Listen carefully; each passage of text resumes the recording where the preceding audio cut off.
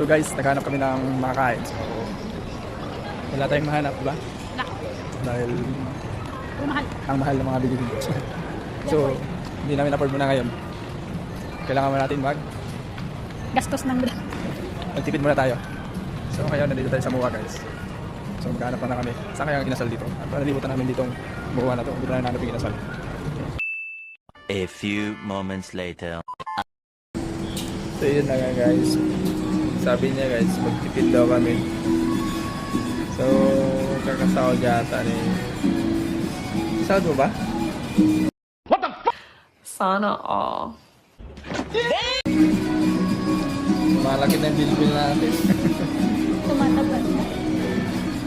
Tumataba na So, pala na. ngayon guys, nandito pala tayo sa Paper Lunch.